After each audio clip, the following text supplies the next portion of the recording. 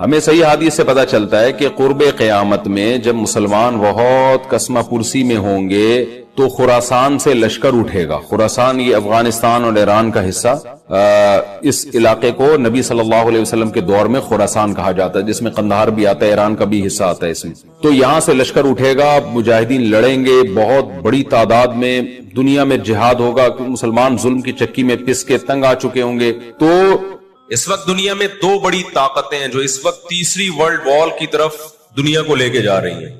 آپ کو پتا ہے پہلی جنگ عظیم میں کتنے لوگ ہلاک ہوئے، دوسری جنگ عظیم میں کتنے لوگ ہلاک ہوئے، اور اب جب تیسری جنگ عظیم ہوگی تو ہلاکتوں کا جو ریشو ہوگا، میں سمجھتا ہوں آدم علیہ السلام کے زمانے سے لے کر اب تک دنیا میں جتنی ہلاکتیں ہوئی ہیں وہ ایک طرف ترازو کے ایک پلڑے میں رکھ دیں آپ، اور یہ تیسری جنگ عظیم جو اسرائیل کی وجہ سے ہونے جا رہی ہے اس میں جو ہلاکتیں ہوں گی وہ تمام ریکارڈ توڑ دیں گی، اور اس کا ذمہ دار برطانیہ، امریکہ اور اسرائیل ہوگا، جو دنیا میں سب سے زیادہ تہذیب کے ٹھیکے دار سمجھے جاتے ہیں. اس لیے میرے سامنے یہ نہ کیا کرو گورے کے اخلاق بہت اچھے ہوتے ہیں، تھینک یو سے بات شروع کرتا ہے، تھینک یو پہ ختم کرتا ہے. یہ ان کا تھینک یو قیامت کے دن ان کو خدا کے عذاب سے نہیں بچائے گا. ہمارا وہ شخص جو گالی سے بات شروع کر کے گالی پہ ختم کرتا ہے، خدا کی قسم ان سے اچھا ہے. وہ دنیا میں وہ ظلم اور بربریت نہیں کرتا جو یہ لوگ کر رہے ہیں. بہت آج نا ایٹیٹیوڈ ایٹیٹیوڈ ایٹیٹیوڈ، ان کے اخلاق، ان کی سڑکیں، ان کے روڈ. او بھائی دنیا کا خون چوس رہے ہیں یہ، اس اخلاق کا کیا کر رہے ہیں آپ نے؟ عراق میں جو بھوک سے بچوں کو مارا ہے وہ کس نے مارا ہے؟ مسلمانوں نے مارا ہے یا ان 27 اتحادیوں نے مارا ہے؟ وہ عراق اب تک اپنے پاؤں پہ کھڑا نہیں ہو پایا ہے. اس تباہی کا جو سینکڑوں بچے یونائٹڈ نیشن کی رپورٹ کے مطابق عراق میں بھوک سے مرے ہیں، ان کا ذمہ دار سعودی عرب ہے، پاکستان ہے، یا وہ 27 اتحادی ممالک ہیں جو سارے غیر مسلم کنٹریز ہیں جنہوں نے 27 ملکوں نے مل کے عراق پہ حملہ کیا تھا اور جھوٹا الزام لگایا کہ ان کے پاس کیمیکل ہتھیار ہیں. اب بھی دنیا کو اگر ہوش نہیں آتا اور کفر کی حقیقت سمجھ میں نہیں آتی ہے، ہمارے لبرل اور سیکولر طبقے کو جو صبح و شام ان کے گن گاتے ہیں، تو پھر آپ کو اس کا اللہ کے سامنے حساب دینا پڑے گا. آج کے جو اخلاق ہیں نا دنیا میں، ان کی کیا ویلیو ہے؟ باپ پر 1 روپیہ خرچ نہیں کرنا، ماں کے لیے، ابا کے لیے اولڈ ہاؤس، اور اماں کے لیے کیا ہے؟ بولتے کیوں نہیں بھائی؟ اولڈ ہاؤس ہے. کبھی لڑتے نہیں ابا سے، کبھی لڑتے نہیں اماں سے. اس سے اچھا وہ بچہ ہے جو کبھی کبھار ابا سے لڑ بھی لیتا ہے، اماں سے لڑ بھی لیتا ہے، لیکن اسے پتا ہے کہ میں نے آخری دم تک ان بوڑھے ماں باپ کو اپنے سے جدا نہیں کرنا. وہ لڑکے توبہ استغفار کر لیتا ہے، وہ زیادہ بہتر ہے. دیکھنے میں یہ بدتمیز لگے گا آپ کو، خدا کی نظر میں اس کا مقام اس سے زیادہ ہے جو تمیز دار ہے. اس تمیز کا کرنا کیا ہے آپ نے؟ کہاں گئی وہ عالمی طاقتیں؟ کہاں گئے وہ تہذیب کے ٹھیکیدار جو ہمیں تہذیب سکھاتے ہیں؟ ساری دنیا ایک بات جانتی ہے کہ 18ویں 20ویں صدی سے پہلے مکمل فلسطین یہ کس کے پاس تھا؟ بولو بھائی. یہ عربوں کے پاس تھا، مسلمانوں کے پاس تھا، ایک عرب کنٹری تھا. کون سے لا اور کون سے قانون کے تحت اس کو یہودیوں کے حوالے کیا گیا؟ زیادہ لمبی بحث نہ کیا کریں، اس کے ماضی کی طرف جاؤ. کون سے قانون کے تحت اس میں یہودیوں کو لا کے زبردستی بسایا گیا ہے؟ آج بہت سے لبرل لوگ، سیکولر لوگ، یا وہ مذہبی لوگ جو اصل میں ان کے دماغ میں سافٹ ویئر سیکولرزم ہی کے انسٹال ہوئے ہوئے ہیں، انہوں نے لبادہ مذہب کا اڑا ہوا ہے. آج وہ بھی چھپے لفظوں میں اسرائیل کی حمایت کر رہے ہوتے ہیں کہ جی زمینیں تو فلسطینیوں نے بیچی تھی یہودیوں کو. آپ اگر اپنے ملک میں کسی کو زمین خریدنے دیتے ہو تو کیا اس کا یہ مطلب ہوتا ہے کہ کل وہ آپ کا باپ بن جائے؟ دنیا میں کہیں کسی کنٹری میں یہ لا ہے کیا؟ آپ نے اجازت دی اپنے پڑوس میں آ کے کسی شخص کو رہنے کی، کل اس نے آپ کے مکان پہ بھی قبضہ کر لیا، کل اس نے اپنی ریاست کا اعلان کر دیا. دنیا میں کہیں بھی اس بات کو تسلیم کیا جائے گا؟ دنیا میں 2 بڑی جنگیں ہو چکی ہیں، ان دونوں بڑی جنگوں میں کہیں بھی کسی مسلمان کا نام بولو نہیں آئے گا، کہیں بھی نہیں آئے گا کہ یہ کسی فلاں مسلم کی وجہ سے ہوئی ہے یہ جنگ. اور اب تیسری جنگ عظیم کی طرح، اور یہ جنگ ہوگی، یہ ذہن میں رکھیں، کیونکہ فلسطینی کسی قیمت پہ بھی یہودیوں کا تسلط فلسطین میں برداشت نہیں کریں گے. The fight to die. وہ لڑ کس کے لیے رہے بھائی؟ بولو موت کے لیے. جو موت کے لیے لڑتا ہے اس کو تو زمین چاہیے ہی نہیں، اس کو اپنا فرض ادا کرنا ہے. بھائی نہیں ہو سکتا، یہ نہیں ہو سکتا. اگر آپ فلسطینیوں کو دبانے کی کوشش کرو گے کہ جنگ کے زور سے ہم ان کو دبا کے ان پہ تسلط قائم کر لیں، تو 60-70 سال سے زیادہ عرصہ ہو گیا جنگ کے ذریعے ان پہ کنٹرول کرنے کی. اب تک کنٹرول یہ 60 سال کا عرصہ بہت ہوتا ہے. اور اس میں آپ یہ نہ دیکھیں کہ چند یہودی تھے, چند ہزار یا چند لاکھ. اس کے پیچھے بہت بڑی طاقت جس کو امریکہ کہا جاتا ہے, اس طاقت کا بھرپور استعمال, اس کی مکمل سپورٹ کے بغیر کے باوجود بھی اب تک فلسطین پر مکمل کنٹرول نہیں ہوا ہے. انہیں کیا مل رہا ہے ان فلسطینیوں کو بھائی؟ آج وہ اسرائیل کے سامنے ہتھیار ڈال دیں, اسرائیل ان کو نیشنلٹی بھی دے گا, اسرائیل وہ لگژری لائف ان کو دے گا جو جس کا میں اور آپ تصور بھی نہیں کر سکتے. وہ لگژری لائف دے گا ان کو, لیکن وہ کسی قیمت پہ بھی آمادہ نہیں ہو. تو افسوس ہمیں اس پر ہوتا ہے کہ جب ہم نیٹ پہ دیکھتے ہیں نا انڈیا ساتھ دے رہا ہے اسرائیل کا, اوپر سے کچھ بیان داغ دیتے ہیں تھوڑے سے فلسطینیوں کے حق میں تاکہ لوگوں کی تھوڑی سی ہمدردی ہمیں ملے. پس پردہ مکمل کس کو سپورٹ کر رہا ہے؟ اسرائیل کو. امریکن نیوز چینل بھی اوپر سے بیان دے دیتے ہیں فلسطین میں ظلم ہو رہا ہے, ہم نے اس کو روکنا ہے. مکمل سپورٹ کس کو کر رہا ہے امریکہ؟ اسرائیل. اور برطانیہ تو ہے ہی اس فساد کی بنیاد رکھنے والا. رپورٹیں تو بی بی سی بھی پیش کر رہا ہے فلسطینیوں کے حق میں, لیکن جو ریاست بی بی سی کی مالک ہے وہ سپورٹ کس کو کر رہی ہے؟ اسرائیل. دیکھو ہم نہ یہودی کے خلاف ہیں, نہ عیسائیوں کے خلاف ہیں, نہ ہندوؤں کے خلاف ہیں, نہ سکھوں کے خلاف ہیں. ہندو, سکھ, عیسائی اور یہودی, ان کے بارے میں ہمارے پاس قرآن کی واضح تعلیمات ہے. لا اکراہ فی الدین قد تبین الرشد من الغی. دین میں کوئی زبردستی نہیں ہے, کسی شخص کو مذہب کی تبدیلی پر مجبور نہیں کیا جائے گا, کیونکہ اللہ نے سیدھا راستہ اور غلط راستہ 2 اور 2 4 کی طرح بیان کر دیا ہے. جس کا دل چاہے سیدھے راستے پہ چلے, جس کا دل چاہے برے راستے پہ چلے. قرآن نے یہ بھی واضح کر دیا کہ آپ کسی پر زبردستی نہیں کر سکتے, تلوار کی زور سے کسی کو اسلام میں داخل نہیں کر سکتے. اے اللہ, ہم نے ان غیر مسلموں سے سلوک کیسا کرنا ہے یہ بھی قرآن نے بیان کر دیا. لا ينهاكم الله عن الذين لم يقاتلوكم في الدين ولم يخرجوكم من دياركم ان تبروهم. 28واں پارہ. جو بھی غیر مسلم ہے, چاہے وہ یہودی ہو, چاہے وہ عیسائی ہو, چاہے وہ ہندو ہو, سکھ ہو, بدھسٹ ہو, اللہ فرماتے ہیں اللہ تمہیں ان سے اچھے سلوک سے منع نہیں کر رہا, بلکہ اچھے سلوک کا اللہ تمہیں حکم دے رہا ہے. ہمارے نبی صلی اللہ علیہ وسلم جب کوئی یہودی بیمار ہوتا اس کی بھی عیادت کے لیے اسی طرح جایا کرتے تھے جیسے کسی مسلمان کی عیادت کے لیے جاتے. ہمارے نبی کی زوجہ ایک یہودی خاندان سے تھی, وہ اپنے یہودی خاندان کو ہدیے دیا کرتی تھی. ہمارے نبی صلی اللہ علیہ وسلم نے اس عمل سے انہیں منع نہیں کیا. اور آج بھی بہت سارے یہودی اسرائیل کے مسئلے میں فلسطینیوں کے ساتھ ہیں, ان کے حق میں مظاہرے کر رہے ہیں. ہماری دشمنی یہودیوں سے نہیں ہے, عیسائیوں سے نہیں ہے, ہماری دشمنی ان یہودیوں سے ہے جو اسرائیل کو سپورٹ کر رہے ہیں. آپ اگر قرآن اٹھا کے دیکھیں, اللہ تعالیٰ نے اپنے محبوب ترین پیغمبر موسیٰ کلیم اللہ وقربناہ نجیہ, جن کے بارے میں قرآن کہتا ہے وہ پیغمبر جن کو کوہ طور پہ بلا کے میں ان سے سرگوشیاں کیا کرتا تھا, اس پیغمبر کو اللہ نے اس قوم کی طرف بھیجا.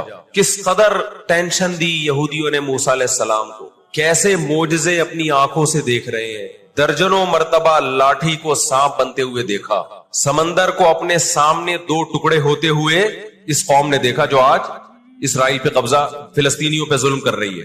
آج یہودی کیا کہتے ہیں کہ بیت المقدس ہمارا ہے, ہمارے پیغمبر موسیٰ علیہ السلام, ابراہیم علیہ السلام, یعقوب علیہ السلام, اسحاق علیہ السلام, یہ تو سارے ہمارے پیغمبر ہیں, یہ سارے ہمارے پیغمبر ہیں, تو یہ ہمارا قبلہ ہے. یہ قرآن کیا کہتا ہے؟ آپ سورہ بنی اسرائیل اٹھائیں.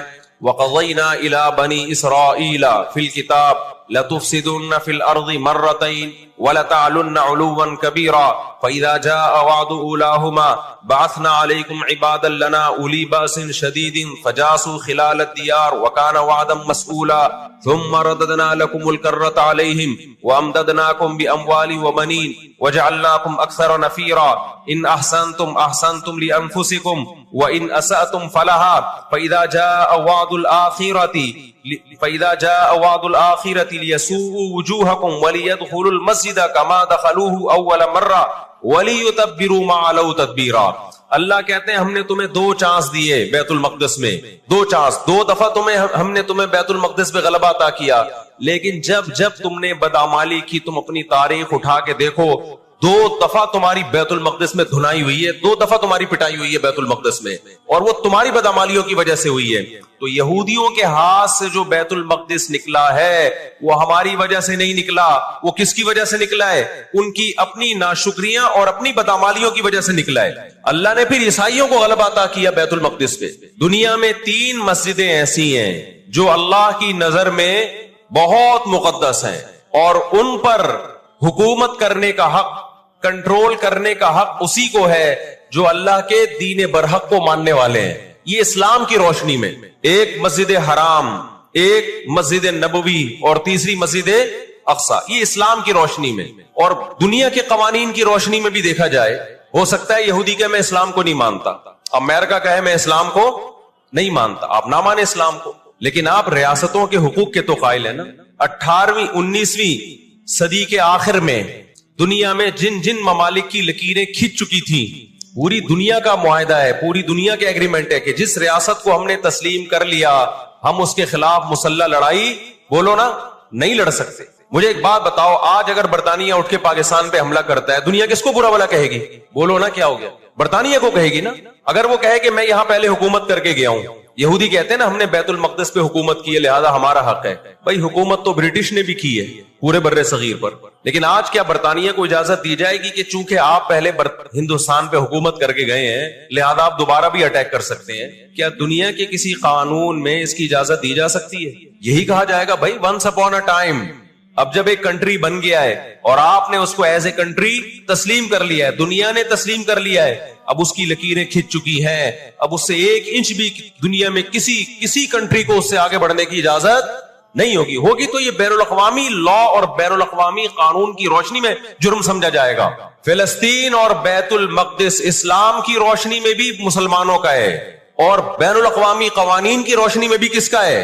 मुसलमानों का है। वो तो 2 वजूहात हैं। तो आप बताओ, इतनी बड़ी वजह के होते हुए क्या फिलिस्तीनी वो मस्जिद छोड़ सकते हैं क्या? आज हमारी मस्जिद पे कोई शख्स आए, कोई दूसरे मौलवी साहब आ जाएं कि मैं मस्जिद पे कब्जा करना चाहता हूं, क्या कमेटियां कब्जा करने देती हैं? बोलो भाई क्या हो गया? नहीं देती। हालांकि वो भी मौलाना साहब ही हैं, लेकिन फिर भी कोई कब्जा कर ले इंसान बर्दाश्त कर लेता है। चलो जी, एक मौलाना को निकाला तो दूसरा भी कौन आया है? कोई मुसलमान ही आया है ना। लेकिन एक मस्जिद है, कोई हिंदू आके कहता है कि ये मस्जिद मेरे हवाले कर दो, जबकि उस मस्जिद के कागजात भी आपके पास है, मस्जिद आपके लिए रजिस्टर्ड है और एज ए मस्जिद रजिस्टर्ड है, तो क्या आप किसी गैर मुस्लिम के हवाले कर दोगे मस्जिद? उसका मुतालबा करना इलीगल भी होगा, और इस्लाम की रोशनी में हमारे लिए उसके हवाले अपनी मस्जिद को करना ये बहुत बड़ा जुर्म होगा। खुदा के सामने जवाब दे होंगे हम। 20-22 साल की बात है, मेरी मुलाकात पाकिस्तान में कुछ फिलिस्तीनियों से हुई। हमने उनसे पूछा कि क्या कहानी है, ये फिलिस्तीन के हालात क्या है? उन्होंने कहा हम किसी कीमत पे भी 1 इंच भी यहूदियों के हवाले नहीं छोड़ेंगे। लन नतरुका शिब्रन लिज़ुल्ली, जिल्लत के लिए 1 बालिश भी हम जलील होकर 1 बालिश जमीन भी इनके हवाले नहीं करेंगे हम। तो वो तो कटने के लिए तैयार बैठा है भाई, तो कटने के लिए तैयार बैठा है। किसी ने बड़ी प्यारी बात कही है, लोग कहते हैं ना कि हम सब फिलिस्तीन जो है वो यहूदियों के कंट्रोल में है। बाज लोग सादा होते हैं, बात बड़ी गहरी कह जाते हैं। उसने कहा बात यह है कि सिर्फ आजाद दुनिया में फिलिस्तीन ही है, बाकी चाहे वो मुस्लिम कंट्रीज हो या गैर मुस्लिम, सब किसके कंट्रोल में है? बोलते क्यों नहीं? यहूदी के कंट्रोल में। आजाद तो सिर्फ फिलिस्तीनी ही है, वो कंट्रोल में नहीं आया अभी। अगर वो कंट्रोल में आया होता तो ये जंग ना हो रही होती है। कंट्रोल में तो हम और आप है मेरे भाई, और आप उनके कंट्रोल में। 1 अरब से ज्यादा मुसलमान है, 1 अरब से ज्यादा। और यहूदी कितना है? 1 करोड़ भी मेरा ख्याल है नहीं होगा। लेकिन ये 1 अरब से ज्यादा मुसलमान किसके कंट्रोल में है? और मैं आपकी इत्तला के लिए अर्ज करूं, इस वक्त इसराइल अमेरिका का गुलाम नहीं है, खूब समझ लें। अमेरिका की गिच्ची किसने पकड़ी हुई है? इसराइल ने पकड़ी हुई है। इसराइल इंडिया का गुलाम नहीं है, इंडिया की गिच्ची पकड़ी हुई है किसने? गिच्ची समझते हो? गिच्ची यहां से पकड़ के ना बंदा हिल ना सके। छोटा सा मुल्क है, साजिशों की वजह से, ताकत की वजह से नहीं, मक्कारियों और साजिशों की वजह से दुनिया को कंट्रोल में किया हुआ है। साजिशें किसे कहते हैं? एक बहुत ताकतवर आदमी जो आपके कंट्रोल में ना हो, आप उसके किसी राज पे मुत्तले हो जाए, उसे किसी बुराई में डालें और खुफिया वीडियो बना लें आप, और बोले जो मैं कह रहा हूं करता रहे वरना ये वीडियो लीक कर दूंगा। वो इंतहाई पावरफुल आदमी भी कंट्रोल में किसके आ जाएगा? एक इंतहाई कमजोर आदमी के कंट्रोल में। یہودیوں پر ان کی بدعمالیوں کی وجہ سے قرآن کیا کہتا ہے؟ غربت علیہم الذلہ، انہوں نے پیغمبروں کو قتل کیا، انہوں نے موسیٰ علیہ السلام کو صرف ستایا نہیں، بے انتہا ستایا، اتنے سارے معجزے دیکھنے کے باوجود انہوں نے عیسیٰ ابن مریم کو اللہ کا بیٹا کہا، عیسیٰ ابن مریم کو معاذ اللہ ولد الزنا کہا، حالانکہ ان کی اپنی کتابوں میں آج تک عیسیٰ ابن مریم کی گواہی، ان کے نبوت کے علامات موجود ہیں۔ ہمیں صحیح حدیث سے پتہ چلتا ہے کہ قرب قیامت میں جب مسلمان بہت کسمہ پرسی میں ہوں گے تو خراسان سے لشکر اٹھے گا۔ خراسان یہ افغانستان اور ایران کا حصہ، اس علاقے کو نبی صلی اللہ علیہ وسلم کے دور میں خراسان کہا جاتا ہے، جس میں قندھار بھی آتا ہے، ایران کا بھی حصہ آتا ہے اس میں۔ تو یہاں سے لشکر اٹھے گا، مجاہدین لڑیں گے بہت بڑی تعداد میں، دنیا میں جہاد ہوگا، مسلمان ظلم کی چکی میں پس کے تنگ آ چکے ہوں گے، تو تلاش کریں گے حضرت مہدی کو، کیونکہ حضرت مہدی وہ شخصیت ہیں جن پہ تمام نیک لوگ جمع ہو جائیں گے اور وہ مسلمانوں کی میدان جنگ میں کمانڈ کریں گے، جہاد میں کمانڈ کریں گے۔ تو ان کو بیت اللہ میں تلاش کیا جائے گا، وہ رسول اللہ صلی اللہ علیہ وسلم کی اولاد میں ہوں گے، اور لوگ ان کو پہچان لیں گے، اہل اللہ پہچان کر ان کو اپنا امیر بنائیں گے، اور ان کی قیادت میں پھر لڑائی اور جہاد شروع ہوگا۔ یاجوج ماجوج قیامت کی نشانیوں میں سے ایک بہت بڑی نشانی ہوگی، یعنی اس بات کی علامت ہوگی کہ اب قیامت بہت قریب ہے۔ تو حضرت عیسیٰ ابن مریم علیہ السلام جب نازل ہوں گے، میں تھوڑی سی ترتیب بیان کر دیتا ہوں کہ کیونکہ بات یاجوج ماجوج کی چل رہی ہے تو اس سے منسلک جو واقعات ہیں جو اس دور میں ہوں گے وہ بھی میں اسی لیکچر کے ضمن میں بیان کر دیتا ہوں۔ وَكَانَ وَعْدُ رَبِّي حَقًّا، اور میرے رب کا وعدہ سچا ہے۔ وعدے سے مراد کیا ہے؟ دونوں مراد ہو سکتے ہیں، یا تو قیامت مراد ہو سکتی ہے کہ قیامت میں سب چیزیں ہی ٹوٹ جائیں گی، یا جو احادیث میں آیا ہے کہ جب یاجوج ماجوج قرب قیامت میں ظاہر ہوں گے تو وہ دیوار ختم ہو جائے گی، یا تو وہ مراد ہے۔ وَتَرَكْنَا بَعْضَهُمْ يَوْمَئِذٍ يَمُوجُ فِي بَعْضٍ، اور ہم ان میں سے بعض کو، یعنی جو یاجوج ماجوج ہیں ان میں سے بعض کو، یومئذ، جس دن ایسا ہوگا، جس دن اللہ کا وعدہ آئے گا اور یہ دیوار ٹوٹے گی، یموج فی بعض، ہم ان کو ایسا کر دیں گے کہ یہ ایک دوسرے میں گھس رہے ہوں گے۔ یہ مضمون احادیث میں آیا ہے، دیکھیں قرآن میں اور احادیث صحیحہ میں جو یاجوج ماجوج اور اس دیوار کا ہمیں ملتا ہے نا، میں صرف اس کو آپ کے سامنے بیان کروں گا، باقی اس بارے میں ڈیٹیل میں آپ جائیں گے تو بہت کچھ آپ کو انٹرنیٹ پہ بھی مل جائے گا، مفسرین کی کتابوں میں بھی مل جائے گا، اور لوگوں کی اپنی اپنی تحقیقات ہیں، اپنے اپنے تبصرے ہیں، نہ میں ان تبصروں کو صحیح کہہ رہا ہوں نہ غلط کہہ رہا ہوں، کتابیں بھری ہوئی ہیں، وہ آپ جائیں پڑھیں اس کو، لیکن جتنی بات قرآن سے اور صحیح احادیث سے یاجوج ماجوج کے بارے میں ثابت ہوتی ہے، میں صرف اس کو آپ کے سامنے ابھی پیش کر رہا ہوں۔ پہلا عقیدہ تو یہ ثابت ہوتا ہے کہ یاجوج ماجوج ایک قوم ہے، انسان ہے، وہ کوئی انسانوں کے علاوہ کوئی الگ مخلوق نہیں ہے، لیکن ہیں بڑے فسادی۔ دوسری بات یہ بہت قدیم ہے، ذوالقرنین جب گئے تو اس سے پہلے کی یہ قوم ہے، اور زمین میں پہلے سے فساد مچا رہی ہے، لیکن بہت زیادہ ان کی کثرت نہیں تھی جتنی کثرت قرب قیامت میں ہوگی، کیونکہ نسل ان کی بہت تیزی کے ساتھ بڑھ رہی ہے۔ تیسری بات یہ ہے کہ اللہ نے ان کو دنیا کے کسی حصے میں رکھ کے چھپا دیا ہے۔ چھپایا اس لیے ہے کہ ان کے ظاہر ہونے کا ایک ٹائم ہے، اور وہ ہے حضرت عیسیٰ علیہ السلام کا دور۔ حضرت عیسیٰ ابن مریم کے دور میں یاجوج ماجوج ظاہر ہوں گے، تو اسی کو آپ چوتھا پوائنٹ بھی کہہ سکتے ہیں۔ تیسرا پوائنٹ کیا ہو گیا کہ ان کو چھپا دیا گیا ہے، لہذا یہ جو لوگ کہتے ہیں نا یاجوج ماجوج دریافت ہو گئے ہیں، فلاں جگہ ہے فلاں جگہ ہے، تو بھائی ہمیں جب ایک چیز چھپا دی گئی ہے اور ایک ٹائم بتا دیا گیا ہے کہ اس ٹائم پہ ظاہر ہوں گے، تو اس سے پہلے وہ دریافت ہو ہی نہیں سکتے۔ پہلے دریافت ہو گئے تو اس کا مطلب نبی صلی اللہ علیہ وسلم کی گویا پیش گوئی غلط ہو گئی، تو جو جس کا ٹائم ہے اسی ٹائم پہ وہ ظاہر ہوں گے۔ چوتھی بات میں نے جیسے بتائی کہ حضرت عیسیٰ علیہ السلام کے دور میں وہ ظاہر ہوں گے۔ پانچویں بات، صحیح حدیث سے یہ بات ثابت ہے کہ یاجوج ماجوج وہ جو دیوار بنی تھی اس کو چاٹتے رہتے ہیں، ختم کرتے ہیں۔ اب چاٹنا کا جو لفظ حدیث میں ہے اس سے مراد زبان سے چاٹنا بھی ہو سکتا ہے، اور یہ کنایا بھی ہو سکتا ہے کہ اس کو ختم کرنے کی کوشش میں لگے ہوئے ہیں۔ اور ایسے چاٹنا، جب ہم کوئی چیز چاٹتے ہیں نا تو بہت تھوڑی تھوڑی وہ ختم ہوتی ہے، تو اتنی موٹی اتنی بڑی دیوار ہے کہ وہ انہوں نے اپنی اسٹرگل اور اپنی محنت نہیں چھوڑی ہے، تو وہ دیوار کو کسی نہ کسی طریقے سے گھسائی میں اس کے لگی رہتے ہیں۔ تو زبان سے بھی چاٹنا ہو سکتا ہے اور کسی اور طریقے سے اس کو ختم کرنے کی کوشش بھی مراد ہو سکتی ہے۔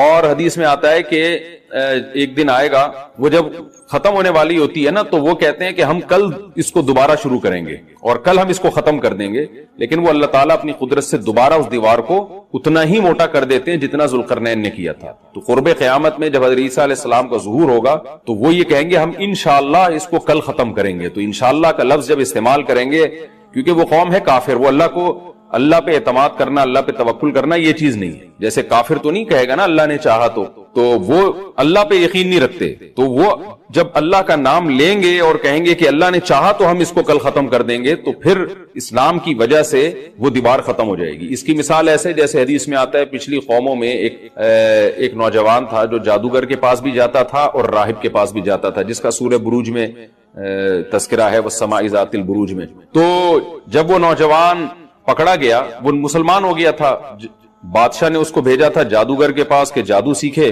لیکن وہ راہب کے پاس جاتا، عیسائیت سیکھی اس نے اور نیک مسلمان بن گیا۔ تو بادشاہ نے اس کو قتل کرنے کی حتی الامکان کوشش کی، مگر وہ قتل نہیں ہو پا رہا تھا۔ بادشاہ نے اس کو پہاڑ پہ بھیجا اپنے سپاہیوں کو لے کے کہ پہاڑ سے لے جا کے اس کو گرا دو، لیکن اللہ نے مدد کی کہ وہ سپاہی گر گئے، یہ بچ گیا۔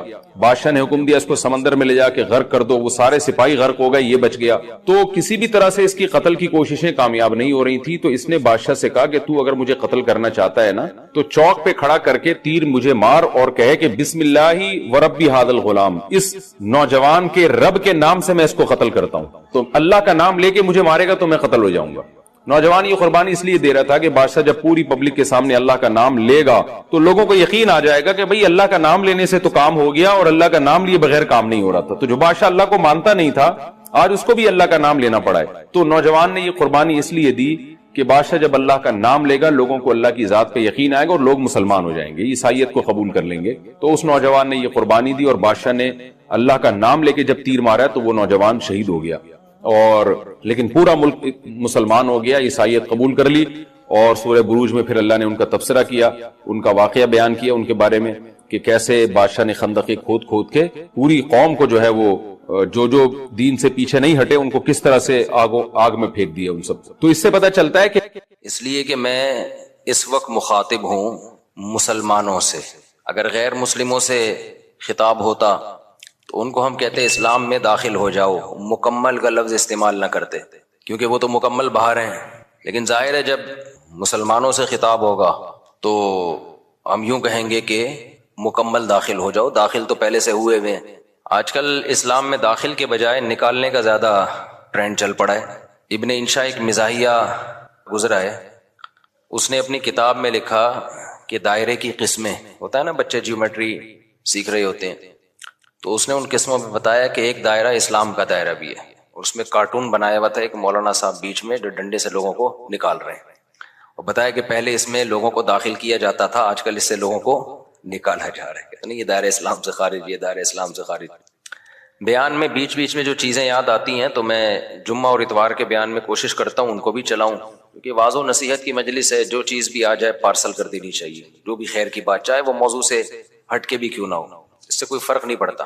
یہ جو میں مسلمان کا لفظ استعمال کرتا ہوں، بہت سے لوگوں کو اس پہ بھی اعتراض ہے کہ مسلم ہوتا ہے، مسلمان تو نہیں ہوتا۔ قرآن و سنت میں ہمیں جو لفظ ملتا ہے وہ کیا ملتا ہے؟ مسلم۔ تو خوب سمجھ لیں، الفاظ کے بکھیڑوں میں پڑھنے کی ضرورت نہیں ہے۔ مسلم مسلمان، اردو میں مسلمان مسلم ہی کو کہتے ہیں، شاید یہ اس طرح سے وجود میں آیا ہے کہ فارسی میں مسلم مسلمان، جیسے طالب سے طالبان، جمع کا صیغہ جو ہے نا، طالب ایک طالب علم کو کہتے ہیں، طالبان بہت سارے طالب، تشنگان علم کہتے ہیں نا، جمع کا صیغہ ہے یہ فارسی میں، تو اردو میں فارسی بہت ہے، تو مسلم سے شاید مسلمان ہوگا، بہت سے مسلم یعنی مسلمز کو کہا جاتا ہوگا، تو پھر بن گیا مسلمان۔ اس میں کوئی کچھ ٹینشن لینے کا نہیں ہے، جیسے لفظ اللہ کو خدا کہہ دینے سے کوئی ٹینشن کی بات نہیں ہے، کوئی اتنے بڑا مسئلہ نہیں ہے۔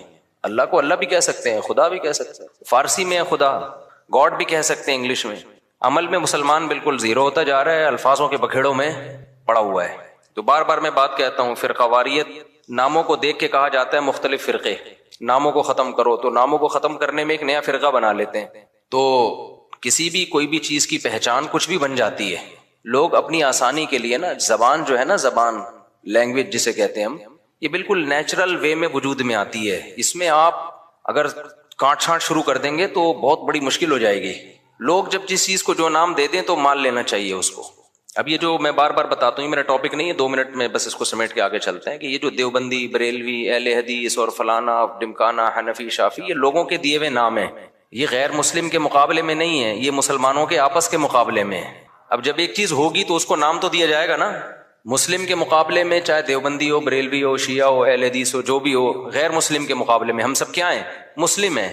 لیکن جب مسلمانوں میں مختلف مکتبہ فکر وجود میں آ گئے تو وہ ایک دوسرے سے فرق کیسے کریں گے؟ مسلم غیر مسلم سے کریں گے؟ اگر مسلم غیر مسلم سے کریں گے اس کا مطلب آپ دوسرے کو غیر مسلم مان رہے ہو. تو جب مختلف مکاتب فکر وجود میں آ گئے تو ان کا ایک دوسرے سے فرق کرنے کے لیے اسلام کے علاوہ کوئی اور نام دینا پڑے گا. ایک آسان سی مثال دے دیتا ہوں. ہندوستان میں فرقے نہیں تھے تو کچھ لوگ تیجا 40واں کرتے تھے, کچھ تیجا 40واں نہیں کرتے تھے. اب لوگوں نے تو فرق کرنا ہے نا, تو لوگوں نے اپنی آسانی کے لیے نام دے دیا کہ یار جو نہیں کرتے ان کا تعلق زیادہ تر دیوبند کے مدرسے سے ہے, تو لوگوں نے ان کو ہائی لائٹ کر دیا کس نام سے؟ دیوبندی کے نام سے. یہ پبلک کا دیا ہوا نام ہے. اور جو تیجے 40 میں کرتے تھے وہ ایک مکتبہ فکر تھا, ان کے پاس ان کے اپنے دلائل تھے, ان سے چاہے ہم متفق ہوں یا نہ ہوں لیکن انہوں نے کچھ بنائے دلائل, ان کی رائے تھی. تو جب وہ لوگ بڑی تعداد میں آ گئے اور وہ ربیع الاول میں یہ سب کچھ کرنے لگے جو وہ کرتے ہیں, تو ایک مکتبہ فکر تھا تو لوگوں نے اس کا نام کیا کر دیا؟ کیونکہ ان کا تعلق زیادہ تر بریلی سے تھا تو لوگوں نے خود کیا کہنا شروع کر دیا؟ بھائی یہ بریلوی ہے. اب اگر آپ کہیں نہیں ہم سب مسلم ہیں تو اس کا مطلب یہ ہوا کہ جو تیجے 40 میں نہیں کر رہے وہ بریلویوں سے فرق کے لیے لوگ ان کو نام دے مسلم. اس کا مطلب خود بخود مان لیا کہ جو تیجے کر رہے ہیں وہ غیر مسلم ہیں. اس سے فرقہ واریت کم ہوگی یا بڑھے گی؟ وہ کہے گا یار ہمیں تم نے غیر مسلم بنا دیا. تو مسلمانوں کے آپس میں جب ڈفرینس ہوگا نا تو اس میں فرق کے لیے یہی نام دیے جائیں گے. اب جو لوگ کہتے ہیں میں نہ دیوبندی نہ بریلوی نہ اہل حدیث نہ فلانا نہ ڈمکانا, تو ہم ان سے کہتے ہیں پھر آپ کا نظریہ کیا ہے, آپ کی سوچ کیا ہے؟ تو جو آپ کی سوچ ہے تو وہ سوچ کے لوگ تو پہلے سے پائے جاتے ہیں, تو وہی تو ہو گیا. نام آپ نے وہ نہیں رکھا لیکن وہ سوچ آپ کی پائی جاتی ہے. اور جب آپ اپنے آپ کو کہیں گے مسلم مسلم مسلم تو غیر مسلم سے فرق کے لیے تو مسلم کہا جائے گا, لیکن آپس میں فرق کے لیے اگر مسلم کہہ رہے ہیں اٹ مینس دوسرا کیا ہے, آپ اس کو غیر مسلم مان رہے ہیں. اور آسان کر دیتا ہوں پھر یہ چلتا ہوں آگے. یہ بہت زیادہ فرقے آج کل یہ لفظ بہت زیادہ چلایا جا رہا ہے. اس کے نام پہ فرقے کم نہیں ہو رہے, بنائے جا رہے ہیں, فیکٹریاں لگا دی ہیں فرقے بنانے کی. اب بہت سے لوگ کہتے ہیں ہمارا کوئی فرقہ نہیں ہے, حالانکہ اسلام میں سب سے پہلے 2 بڑے فرقے وجود میں آئے ہیں. یہ تو بعد کے ہیں نا, کسی نے بریلویت کا نام دے دیا, نام بعد میں آئے ہیں. یہ جو سوچ تھی وہ تو بہتوں کی ہمیشہ سے رہی ہے, جو نظریے تھے. سب سے پہلے جو وجود میں آئے جو آج تک قائم ہیں ان کی بات کر رہا ہوں, وہ شیعہ اور سنی وجود میں آئے ہیں. شیعہ حضرات کا جو بیسک دعویٰ ہے پنجتن پاک, اہل بیت کو اور حضرت علی کو, دیگر اصحاب رسول پہ فضیلت دینا, ان کے اپنے اصول ہیں, وہ ان اصولوں پر عمل پیرا ہیں. وہ 2 نمازیں ہمیشہ اکٹھی پڑھتے ہیں, وہ 3 طلاق کو ایک بھی نہیں مانتے, کچھ ایک مانتے ہیں کچھ ایک بھی نہیں مانتے. حضرت عمر رضی اللہ تعالیٰ عنہ کے فیصلوں کو بالکل لفٹ نہیں کراتے, تبھی وہ متع کو بھی جائز سمجھتے ہیں. ان میں بڑے فرق تھے ان کے اندر اور سنیوں کے اندر. ان کا عقیدہ بھائی 11 امام ہے 12 امام ہے, وہ امام کو بھی بہت زیادہ امام کو درجہ دیتے ہیں وہ. تو جو یہ عقیدوں کے حامل نہیں تھے, جن کا یہ عقیدہ تھا نہیں بھائی قرآن حدیث اور صحابہ خلفائے راشدین کو بھی ویلیو دینی ہے, تمام صحابہ کو ماننا ہے, ہر نماز اپنے ٹائم پہ پڑھنی ہے. سفر میں تو اختلاف ہے اہل سنت والجماعت میں آپس میں, لیکن جب حضر میں ہوں گے تو ہر نماز اپنے ٹائم پہ ہوگی. متع حلال نہیں ہے, 3 طلاقیں 3 ہوتی ہیں. تو جن کا یہ کانسیپٹ تھا ان کو کیا کہا جانے لگا؟ اہل سنت والجماعت. حالانکہ آپ کہتے نہیں ہم فرقوں میں نہیں پڑھیں گے, یہ مسلم ہیں, اس کا مطلب آپ نے ان کو کیا مان لیا؟ غیر مسلم. اگلا قبول کر لیتا اس نعرے کو, وہ کہتا ہے بھائی ہم وہ تو کہہ رہے ہم تو مسلم ہیں, وہ تھوڑی آپ اس کو 100 دفعہ غیر مسلم کہیں, اگلا ایکسپٹ کرنے کے لیے تیار نہیں ہے. تو علماء نے کیا کیا بھائی ٹینشن سے بچنے کے لیے کہ بھائی 2 مکاتب فکر ہیں, ایک کو اہل سنت والجماعت کہا جاتا ہے اور ایک کو شیعہ کہا جاتا ہے. پھر اہل سنت والجماعت کو شارٹ فارم میں سنی کہا جانے لگا. میں نے کہا نا زبان جو ہے وہ پرواہ نہیں کرتی ہے, زبان آٹومیٹیکلی وجود میں آتی ہے. لوگ جس چیز میں آسانی دیکھتے ہیں اس کو خود وضع کرتے ہیں. جو زبان کے الفاظ ہیں ان کو وضع کسی ادارے میں نہیں کیا جاتا, وہ آٹومیٹیکلی لوگوں کی زبان پہ. ابھی آج کے نا پروگرام تو وڑ گیا چل رہا ہے نا مارکیٹ میں, اب یہ کسی نے بیٹھ کے بنایا ہے, اب ہر جگہ یہ وڑ گیا کا لفظ. اب اصل وڑ گیا کہ جو بھی مطلب ہو, اصل وڑ گیا. مجھے کل کسی نے کہا یہ وڑ گیا بہت برا لفظ ہے, اس کا تو یہ مطلب ہے, اس کا تو وہ مطلب ہے, یہ وڑ گیا کا لفظ. میں نے کہا جو بھی مطلب ہے ابھی یہ نہیں ہے, ابھی وہ مطلب ہے جو مارکیٹ میں چل رہا ہے. وڑ گیا کا مطلب بیڑا غرق ہو گیا پروگرام کا. اچھا چھالیاں بھی آ گئی, میم سے بہت آ رہی ہیں, پروگرام تو وڑ گیا. میں شہد لینے گیا تو میں چٹان کے اوپر چڑھا ہوا تھا نا, بہت ہائٹ پہ, ایک یعنی 1000 فٹ بلندی پہ شہد کے لیے میں بلوچستان کے پہاڑ پہ چڑھا. شہد کا چھتا میں نے کہا اپنے ہاتھوں سے کاٹوں گا میں, شوق ہے ہمیں اس طرح کی حرکتوں کا. اب بہت اوپر ہم چڑھ گئے, پھسلنے کا خطرہ تھا, دھڑام سے نیچے آتا. تو جب چھتا کاٹ رہا تھا میں نے کہا ایسا نہ ہو کہ پروگرام تو وڑ نہ جائے, کہیں پاؤں پھسلے اور پروگرام لوگ کہیں پروگرام تو وڑ گیا, کیونکہ ویڈیو بھی بن رہی تھی. تو اب آپ لوگوں کو سمجھاؤ نہیں وڑ گیا ایکچولی بہت اس کے برے معنی ہیں اور فلانا ہے. او بھائی کسی کا ذہن اس برے معنی کی طرف نہیں جا رہا. تو زبان بالکل نیچرل وے میں وجود میں آتی ہے اور اس کو جیسی ہے ویسے ہی رہنے دینا چاہیے, اس کو چینج نہیں کیا جا سکتا. تو اب بالکل ایسا ہی ہے کہ جو اہل سنت والجماعت تھے, شارٹ میں لوگوں نے ان کو کیا کہنا شروع کر دیا, سنی. اب آپ یہ کہیں میرا کوئی فرقہ نہیں ہے, میں کسی فرقوں کو نہیں مانتا, میں صرف مسلمان ہوں, تو لوگ آپ سے پوچھیں گے کہ بھائی آپ شیعہ ہو یا سنی ہو؟ وہ کہ میں شیعہ سنی کو نہیں مانتا, میں مسلم ہوں. میں کیا ہوں؟ خالص مسلم. تو اگلا پوچھے گا نا کہ آپ کے عقیدے کیا ہیں, آپ حضرت علی کو دیگر صحابہ پہ فضیلت دیتے ہو, آپ متع کو جائز سمجھتے ہو؟ وہ کہے نہیں. اسے کہا جائے آپ ہر وقت 2 نمازیں اکٹھے کرنے کے قائل ہو, ظہر ہمیشہ جیسے شیعہ لوگ پڑھتے ہیں؟ وہ کہے گا نہیں. تو اسی کو تو سنی کہا جاتا ہے جو یہ کام نہیں کرتے. آپ سب صحابہ کو مانتے ہو؟ ہاں جی مانتا ہوں. تو یہی تو سنی ہے, انہی کو تو سنی کہتے ہیں. کہ نہیں میں سنی نہیں, میں مسلم ہوں. تو بھائی جو عقیدے آپ کے ہیں ان شارٹ اس کو سنی کہا جاتا ہے. تو اس میں کیا تکلف ہے منہ سے پھوٹ دو کہ میں سنی ہوں؟ مان رہے ہو انہی عقیدوں کو, تو اسی کے تو لوگوں نے آسانی کے لیے ان شارٹ کیا کہنا شروع کر دیا, سنی کہنا شروع کر دیا. اب آپ اس لیے نہیں کہہ رہے اپنے آپ کو سنی کہ میں فرقے کی چھاپ نہیں لگانا چاہتا. بھائی چھاپ لگانا چاہو یا نہیں چاہو, پبلک جو ان عقیدوں کا حامل ہوتا ہے پبلک اس کو سنی ہی سمجھتی ہے. تو آپ بول دو میں سنی ہوں, کچھ نہیں ہوتا, اس سے کوئی قیامت نہیں آ جائے گی. ایسے موقع پہ بلا وجہ نہیں چیختے پھرو کہ میں سنی ہوں, میں فلانا ہوں, میں ڈمکانا ہوں, میں یوں ہوں. جب ضرورت پڑے تو کہا جا رہا ہے نا, بلا وجہ تھوڑی ہائی لائٹ کیا جا رہا ہے. اور آسان مثال, بر صغیر میں جب احمد رضا خان بریلوی آئے اور انہوں نے وہ بہت زیادہ اس کا پرچار کیا, خاص جو ان کے مخصوص عقائد تھے وہ صحیح تھے غلط تھے, اب اس کو بحث میں تو میں جا ہی نہیں رہا. اس کے بعد ایک خاص مکتبہ فکر وجود میں آیا کہ بھائی ربیع الاول کو عید کا دن کہنا ہے اور تیجا کرنا ہے, 40واں کرنا ہے, جو بھی کر رہے ہیں وہ ایکٹیویٹیز. اب کیا ہوا کہ جب یہ ایکٹیویٹیز بڑھی ہیں تو لوگوں نے کہا یہ والے جو لوگ ہیں نا, کچھ لوگ یہ چیزوں کو مانتے ہیں اور کچھ لوگ ان چیزوں کو بولو نہیں مانتے. تو لوگوں نے جو نہیں مانتے تھے ان کو دیوبندی کہنا شروع کر دیا, جیسے ہم لوگ نہیں مانتے, ہمارے اکابر بھی نہیں مانتے تھے. تو لوگوں نے کہا کہ یار یہ جو مکتبہ فکر ہے نا ان کا تعلق زیادہ تانے بانے ان کے دیوبند مدرسے سے جا کے ملتے ہیں. تو چاہے اب تانے بانے دیوبند سے ملیں یا نہ ملیں, بر صغیر میں صرف دیوبند کا مدرسہ تھوڑی تھا, لاکھوں ہزاروں مدرسے تھے. چاہے جس مدرسے سے بھی فارغ ہو, چاہے وہ دیوبند کا نہ بھی ہو, پبلک نے اس کو کیا کہنا ہے, دیوبندی. کیونکہ پبلک آسانی دیکھ رہی ہے نا, آسانی دیکھ رہی ہے, اس کی ڈیپ میں نہیں جاتی, زبان میں نہیں اتنی ڈیپ میں جایا جاتا. لوگ کہتے ہیں یار ان شارٹ بتاؤ کیا ہو تم. اور جو لوگ یہ کام کر رہے تھے ان کو پبلک نے کیا کہنا شروع کر دیا, بھائی بریلوی کہنا شروع کر دیا. اب آپ کے ہاں کوئی بندہ رشتہ لے کر آیا اپنی بیٹی, آپ کی بیٹی کے لیے, بیٹھا ہوا ہے سامنے, چائے رکھ دیا آپ نے, ڈبو کے بھی نہیں کھا رہا, اس کو پتا ہے رشتہ ٹوٹنے کا خطرہ ہوتا ہے, ایٹیٹیوڈ کے خلاف ہے یہ, ڈبو کے کھانا نا, تمیز سے بیٹھا ہوا ہے. آپ لوگ کیا تھے کہ آپ تیجا بھی کرتے ہیں, 40واں بھی کرتے ہیں, عرس بھی مناتے ہیں, قوالیوں میں بھی جاتے ہیں. آپ کا ایک یہ سوچ ہے, آپ کو رشتہ اسی قسم کا چاہیے. میں سمجھا پا رہا ہوں, ادھر توجہ میری طرف. آپ کو رشتہ چاہیے اسی مزاج کا. تو آپ لڑکے سے ان شارٹ کیا پوچھو گے کہ آپ مسلم ہو یا غیر مسلم, یہ پوچھو گے. اگر آپ نے پوچھ لیا کہ بیٹا آپ ہمارا کوئی فرقہ نہیں ہے, ہم دیکھنا چاہتے ہیں آپ کی سوچ کیا ہے, ہم صرف مسلم ہیں, تو بیٹا آپ مسلم ہو یا غیر مسلم. وہ کیا کہے گا, میں کوئی ہندو عیسائی چمار لگ رہا ہوں آپ کو, تو شرم نہیں آتی آپ کس طرح کے سوال پوچھ رہے ہیں مجھ سے, بولو نا کیا ہو گیا, یہی کہے گا نا وہ جواب میں کہ دیکھو بیٹا ہم فرقوں کو تو مانتے نہیں, ہم تو یہ مانتے نہیں دیوبندی, بریلوی, اہل حدیث اور شیعہ سنی, بیٹا یہ سب چیزیں یہ تو منجن ہے, منجن. یہ کیا ہے, یہ فرقوں کے منجن ہے. بیٹا ہم سمپل مسلمان ہیں, آپ بتاؤ کیا ہو, آپ مسلمان ہو یا نہیں. اگلا کہے گا انکل ختنے دکھا دوں کیا میں آپ کو, میں مسلمان ہوں تو مسلمان گھرانے میں آیا ہوں نا. کس طرح کی باتیں کر رہے ہیں آپ بھی مسلمان ہیں, ہم بھی مسلمان ہیں. تو اب آپ یہ بتائیں کہ مسلمانوں میں آپ کا مکتبہ فکر کیا ہے, کس سوچ کے حامل ہیں آپ کی سوچ کیا ہے, آپ کے اصول اور ضابطے کیا ہیں. آپ تیجے 40 میں کرتے ہیں, کہے گا ہاں بیٹا. آپ عرس پہ جاتے ہیں, ہاں بیٹا. آپ نبی کو حاضر ناظر سمجھتے ہیں, ہاں بیٹا. اچھا تو آپ بول دینا منہ سے ان شارٹ کے ہم بریلوی ہیں, گھنٹہ میرا پی گئے آپ بیٹھ گئے. اور لڑکی والے بھی لڑکے سے یہ پوچھیں گے کہ بیٹا ان شارٹ آپ بتاؤ. اچھا لڑکا الٹے سوال پوچھ رہے ہیں, آپ مسلم ہیں, میں صرف مسلم ہوں, آپ بتائیں مسلم ہیں, وہ دیں گے رشتہ. پتہ نہیں کس قسم کا آدمی, ہم کہتے ہندو لگ رہے ہیں ہم تجھے شکل سے, کیا.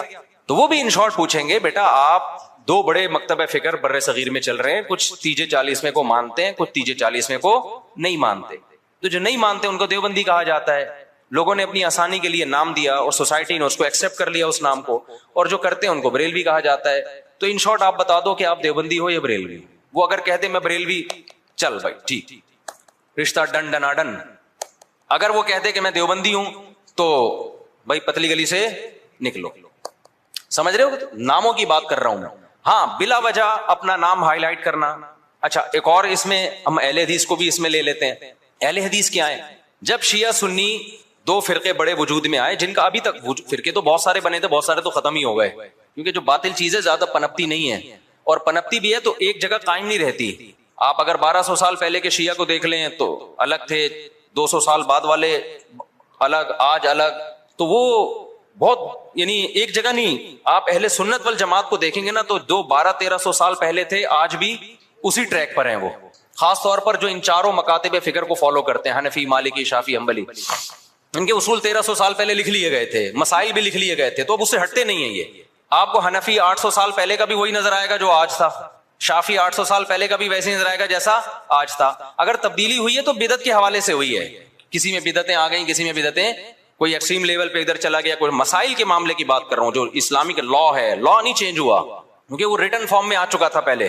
تو اب میں عرض کر رہا تھا کہ دو فرقے بڑے وجود میں آ گئے, ایک کو کیا کہا جاتا تھا شیعہ, ایک کو کیا کہا جاتا تھا سنی. تو سنیوں کا جو اصول اور ضابطہ تھا وہ یہ تھا کہ قرآن سے مسئلہ دیکھا جائے, پھر نبی صلی اللہ علیہ وسلم کی صحیح احادیث سے, اس کے بعد صحابہ. تو انہوں نے اس اصول کو سامنے رکھ کے ریسرچ کی, اور باقاعدہ جیسے حدیث کو ریٹن فارم میں محدثین لے کر آئے کہ بھئی اب سینہ بسینہ کب تک چلے گی, اس کو ریٹن فارم میں لے کر آؤ, کتابیں لکھو, ضائع ہو سکتا ہے علم. تو اسی طرح جو مسائل تھے, یہ جائز ہے, یہ ناجائز ہے, یہ مکروہ ہے, یہ حرام ہے, یہ مکروہ تنزیہ ہے, فلاں کام کرنے سے سجدہ سہو واجب ہوتا ہے, فلاں غلطی کرو تو سجدہ سہو نہیں, پوری نماز ہی لوٹانی پڑے گی, ہزاروں مسائل تھے نا.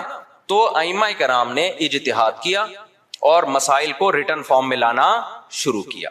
تو جو اہل سنت والجماعت تھے وہ ان کے 4 مکاتب فکر وجود میں آئے.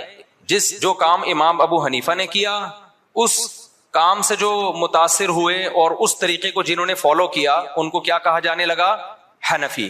اور جنہوں نے امام شافعی کو فالو کیا, ان کو کیا کہا جانے لگا, بولتے کیوں نہیں, شافعی. اب آپ بتاؤ جو امام شافعی کو فالو کرتے, ان کو اگر ہم مسلم کہتے کہ نہیں حنفی شافعی کچھ نہیں ہوتا, مسلم ہے, اس کا مطلب شافعی اگر مسلم ہے تو حنفی بھی غیر مسلم ہے؟ نہیں آئی میرا خیال ہے بات. تو یہ صحیح نام, یہ نام صحیح ہوتا؟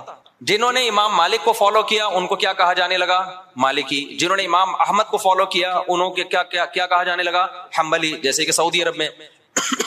تو اللہ کا کرنا ایسا ہوا کہ یہ 4 اماموں کا فقہ دنیا میں چلا ہے صدیوں. بہت سارے مسائل میں ان میں اتفاق تھا. کچھ مسائل ایسے تھے کہ 2 امام ایک طرف, 2 دوسری طرف, کچھ میں 3 ایک طرف, 1 ایک طرف. تو جو اختلافی تھے وہ اب اختلافی رہ گئے ہمیشہ کے لیے, جو اتفاقی تھے وہ کیا بن گئے, اتفاقی بن گئے. اب جو اختلافی تھے تو علماء نے کہا کہ بھائی چونکہ اتنے بڑے بڑے ائمہ نے ریسرچ کا کام کیا ہے, یہ اختلاف اب حل نہیں ہو سکا. جیسے رفع الیدین کا مسئلہ اختلافی بن گیا, امام کے پیچھے آمین زور سے کہنی آہستہ کہنی ہے, یہ کیا بن گیا, اختلافی. ہاتھ یہاں باندھنے, یہاں باندھنے, یہ ذہن میں رکھے, سینے پہ ہاتھ باندھنا کسی مجتہد سے منقول نہیں ہے, بلکہ سعودی عرب کے ایک عالم کا بھی کلپ بھی آیا, انہوں نے کہا یہ مکروہ عمل ہے سینے پہ ہاتھ باندھنا, کیونکہ اس بارے میں صحیح حدیث موجود نہیں ہے. تو اگر میں کہتا نا ہندوستان کے کسی عالم کا, تو لوگ کہتے ہیں نہیں نہیں یہ تو مانتے ہی نہیں حدیثوں کو, حالانکہ غلط بات ہے, کیوں نہیں مانتے بھائی. لیکن سعودیہ کے, تبھی آپ نے ائمہ حرمین کو بھی دیکھا ہوگا سینے پہ ہاتھ نہیں باندھتے, وہ بھی نیچے ہاتھ باندھتے. تو 4 اماموں میں کسی کے ناف کے اوپر ہے, کسی کے ناف کے تھوڑا سا اوپر, کسی کا ناف کے بالکل اوپر. ایسا 4 میں سے کسی کی ریسرچ نہیں ہے کہ سینے پہ ہاتھ باندھے جائے, یہاں یوں کر کے ہاتھ باندھے جائے. خیر جو باندھتے ہیں ہمیں ان سے کوئی چڑ نہیں ہے, کوئی اتنا بڑا ایشو نہیں ہے یہ. میں تو صرف یہ بتا رہا ہوں کہ یہ جو الزام لگایا جاتا ہے نا کہ یہ لوگ حدیثوں کو نہیں مانتے, یہ الزام غلط ہے. کیونکہ حدیثیں میں ہوتا نا تو یہ 4 اتنے بڑے بڑے مجتہدین جن کو پوری امت نے, جو تابعین تبع تابعین کے دور کے لوگ تھے, ان کو تو حدیثیں زیادہ پہنچی تھیں, اور حدیث کی سند کی تحقیق یہ زیادہ اچھے طریقے سے کر سکتے تھے, یہ قائل ہوتے اس کے. تو ابن خزیمہ کی جو روایت ہے سینے پہ ہاتھ باندھنے والی, وہ صحیح روایت نہیں ہے. مصیبت آج کل یہ ہے کہ آپ کا جو مذہب ہوتا ہے, آپ وہ حدیث کو لازمی صحیح کہنا ہے, مارکیٹ میں جو چل رہا ہے, اور جو مخالف کی دلیل ہے وہ لازمی کیا ہے, پہلی نظر میں ہی ضعیف ہے, یہ چل رہا ہے مارکیٹ میں. خیر, تو ان 4 اماموں میں جب اختلاف کچھ باقی رہ گیا تو امت کے بڑے بڑے علماء نے فتویٰ دیا کہ بھائی اب یہ اختلاف ختم کرنا ممکن بولو نہیں, کیونکہ صحابہ میں یہ اختلاف تھا. کوئی یہاں ہاتھ باندھتا, کوئی ہاتھ چھوڑ کے نماز پڑھتا. صحابہ میں صحیح حدیث سے ثابت ہے ایک صحابی ہاتھ چھوڑ کے نماز پڑھتے تھے, اور یہ بھی ثابت ہے صحیح سند سے کہ مدینہ والے ہاتھ چھوڑ کے نماز پڑھتے تھے. تو امام مالک نے کہا کہ بھئی مدینہ والے جب ہاتھ چھوڑ کے نماز پڑھ رہے ہیں تو نبی کی آخری نماز تو انہوں نے دیکھی ہے, تو میں ہاتھ چھوڑ کے نماز کے قائل ہوں. ٹھیک ہے, ہاتھ باندھنے والی حدیثیں ہیں لیکن وہ پرانے زمانے کی ہیں. مدینہ کس کو فالو کر رہا ہے, نبی کے آخری عمل کو فالو کر رہا ہے, تو میں ہاتھ چھوڑ کے نماز. تبھی مالکیہ پوری دنیا میں جہاں بھی ہیں کیسے نماز پڑھتے ہیں, بولتے کیوں نہیں, ہاتھ چھوڑ کے. اب کبھی ہمیں ہاتھ چھوڑا ہوا بندہ نظر آ جائے نماز پڑھ رہا ہے تو ہمیں اشکال ہوتا ہے یار ساری دنیا تو ہاتھ باندھ کے نماز پڑھ رہی ہے, یہ کیوں چھوڑ رہا ہے؟ تو ہم بجائے اس کے کہ بولیں یہ مسلم ہے یا میں مسلم ہوں, تو کیا مطلب وہ غیر مسلم ہندو ہے وہ؟ تو ان شارٹ ہم کیا کہتے ہیں, یہ فقہ مالکیہ کو فالو کرتے ہیں. یہ کیا کرتے ہیں بھائی, یعنی مالکی ہیں. یہ کیا مطلب, یہ امام مالک کی جو تحقیق ہے اس کو زیادہ اس پر اعتماد کرتے ہیں. حدیثوں میں تو سب کچھ ملے گا آپ کو, جب سب کچھ ملے گا تو کسی نے ایک حدیث کو ترجیح دی, دوسری میں تعویل کی, کسی نے دوسری کو ترجیح دی, اس والی حدیث میں تعویل کی. میں سمجھا پا رہا ہوں اپنی بات؟ اور یار بہت سے نئے لوگ آ جاتے ہیں تو پرانی مثال دوبارہ ریپیٹ کر دیتا ہوں تاکہ یہ ٹاپک منجی ٹھک جائے, اس ٹاپک کی کمپلیٹ ہو جائے, پروگرام بڑے نہیں. دیکھو نبی صلی اللہ علیہ وسلم نے بنو قریظہ کی طرف, بخاری مسلم کی حدیث ہے, ایک لشکر کو روانہ کیا. خوب غور سے سننا تاکہ یہ فرقواریت کے نام پہ جو گند پھیلایا جا رہا ہے نا معاشرے میں, پہلے فرقواریت پھیلائی جا رہی تھی لیکن صاف پتہ چلتا تھا یہ فرقہ پرست ہے. اب لیبل لگایا جا رہا ہے اتحاد امت کا, لیبل چینج کر دیا لیکن فرقواریت پہلے سے زیادہ پھیلائی جا رہی ہے. لیبل چینج ہو رہا ہے اب خالی, یعنی اس طریقے سے پھیلائی جا رہی ہے کہ سانپ بھی مر جائے اور لاٹھی بھی نہ ٹوٹے. تو دیکھو نبی صلی اللہ علیہ وسلم نے بنو قریظہ کی طرف لشکر روانہ کیا. صحابہ کرام کا توجہ ہے نا آپ کی میری طرف.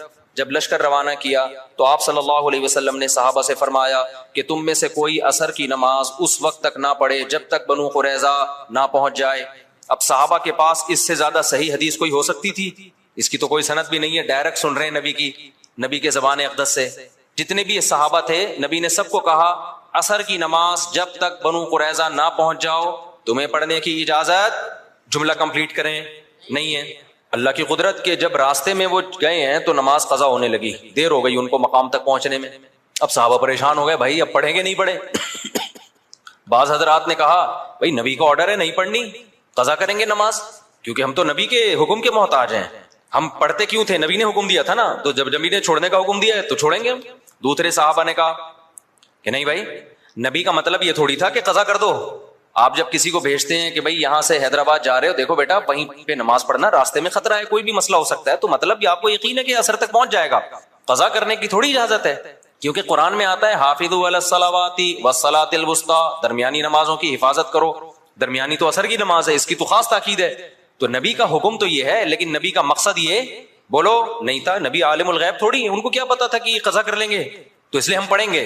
اب دو جماعتیں بن گئیں, ایک نے کہا ہماری رائے ہے کہ ہم نے پڑھنی ہے, دوسرے نے کہا ہماری رائے ہے کہ ہم نے.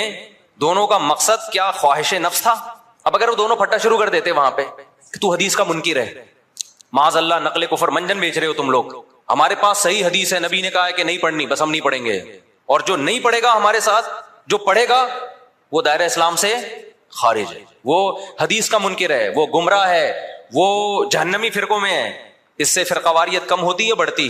بولتے کیوں نہیں, لڑائی پیدا ہوتی, پھڈا پیدا ہوتا. جن کا خیال تھا نہیں پڑھنی, انہوں نے کہا بھائی ہمیں یہ سمجھ میں آ رہا ہے, اب نبی موجود تو ہے نہیں کہ ہم ان سے پوچھیں یا رسول اللہ آپ کا مطلب کیا تھا. رابطہ بھی نہیں ہے, کوئی فون بھی نہیں تھا اس زمانے میں. دوسرے فریق نے کہا بھائی ہمیں تو یہی لگ رہا ہے کہ نبی کا یہ مفہوم نہیں تھا, وہ تو ہمیں آسانی کے لیے نبی نے حکم دیا تھا, راستے میں خطرات ہوتے ہیں, قضا تھوڑی ہو سکتی ہے, ہمیشہ پڑھی ہے بھائی, تو آج بھی پڑھیں گے ہم. انہوں نے پڑھ لی. اب انہوں نے نہیں پڑھنے والوں کو یہ نہیں کہا کہ تم تو مطلب ہی نہیں سمجھتے حدیثوں کا, تمہارے تو کھوپڑی میں سینس.